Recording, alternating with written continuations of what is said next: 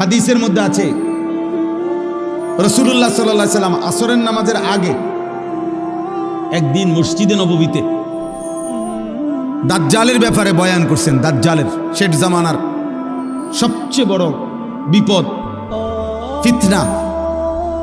একজন ইমানদারের উপরে সবচেয়ে বড় বিপদ হলো, ইমানের সবচেয়ে বড় পরীক্ষা হলো দাজ্জালের ফিতনা। নবী সাল্লাল্লাহু আলাইহি ওয়াসাল্লাম বলছে, মা বাইনা খালকি আদম ইলা কিয়ামিস সাআ আকবারা মিন ফিতনাতিদ দাজ্জাল। আদম সৃষ্টির পর থেকে কিয়ামত পর্যন্ত একজন মুমিনের জন্য দাজ্জালের চাইতে বড় কোনো ফিতনা নাই। নবী সাল্লাল্লাহু আলাইহি ওয়াসাল্লাম বলছে। এই দাজ্জালের ব্যাপারে নবীজি আসরের নামাজের আগে বয়ান করছেন সাহাবাদের কাছে। দাজ্জালের সবচেয়ে বড় বিপদ হলো দাজ্জাল মানুষকে ঈমান হরণ করে কোটি কোটি মুসলমানকে মাত্র 40 দিনের মধ্যে বেঈমান কাফের বানায় ফেলবে। একেবারে প্রকাশ্য কাফের, আচরণগত কাফের না, ডাইরেক্ট কাফের। কাফের বানায় ফেলবে। আর কোনো মানুষের জন্য ঈমান হারা হওয়া সবচেয়ে বড় বিপদ। বাদ 2 বেলা না খাইলে কোনো সমস্যা নাই, মাটির ঘরে থাকলেও কোনো সমস্যা নাই, বিছনা খাট পালং সবার সমান না হইলেও অসুবিধা নাই, কিন্তু ঈমান হারা হইলে বড় অসুবিধা, বড় অসুবিধা। ঈমান হারা হয়ে কবরে গেলে অনন্তকালের জন্য জাহান্নামেই জ্বলতে হবে, আর কোনোদিন মুক্তি মিলবে না। খালিদিনা ফিহা, অনন্তকাল।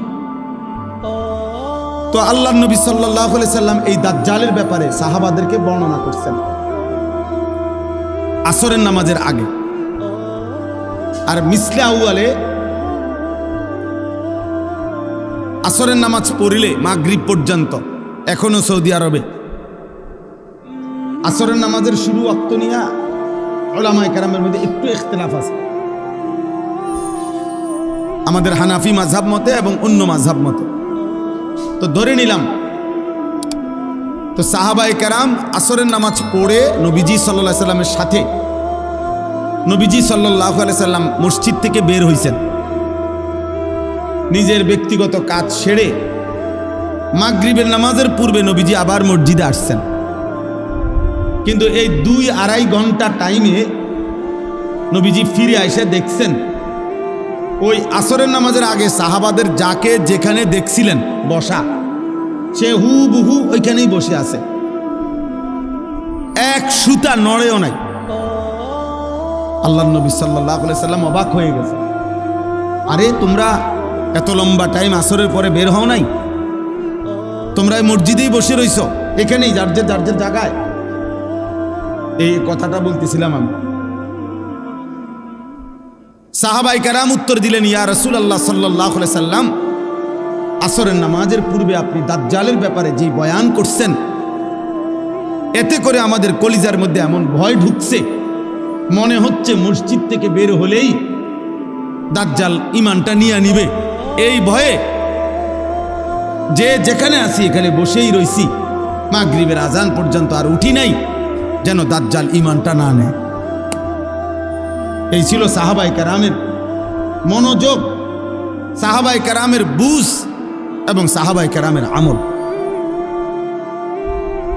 যে এখন শুনছে অথচ তারা জানে নবীজির হায়াতে দাজ্জাল বের হবে না, নবীজি বলছে,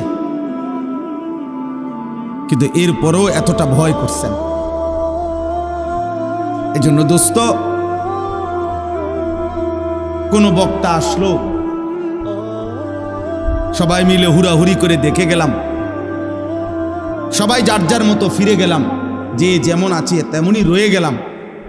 প্রিয় ভাই আমার, এতে তেমন কোনো ফায়দা নাই।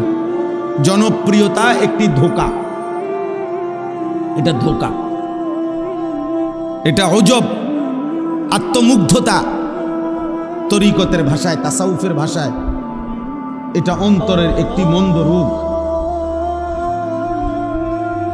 এই যে মানে আমার এখন অনেক জনপ্রিয়তা, আমার অনেক ভক্ত, নিজের কাছেই নিজে অবাক হওয়া, অথবা অন্যরাও মনে করা। কারো কোনো জনপ্রিয়তা দিয়ে বক্তারও কোনো লাভ নাই, শ্রোতারও কোনো লাভ নেই। এটা স্পষ্ট মনে রাখতে হবে। আজকে যদি আমারে বাংলাদেশের 1 কোটি মানুষ না 10 কোটি মানুষও আমারে যদি চিনে, তা আমার কবর রাজা মাপত তো লাভ হলো। তাহলে আমার জনপ্রিয়তা দিয়ে আমার কি লাভ হলো? তা আমি এই জনপ্রিয়তা দিয়ে ঘাস নি কাটব? বলেন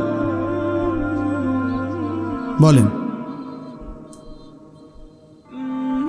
তারপরে এবার আপনারা বলেন, মনে করেন আমার 1 কোটি মানুষ চিনে, তা আপনার কি লাভ? চিনে আমারে না, তা আপনার কি তা? বলো, একটা ছেলে বলো, বাবা তোমার কি লাভ? আমারে চিনে আরি বুঝলাম। মনে করো আমার 10 কোটি মানুষ চিনে, তো তোমার কি হইছে? তোমার ফায়দা কি? আমারে চিনলে তোমার কি? আমারে না চিনলে তোমার সমস্যা কি? আমি কি তোমার ভাত খাই?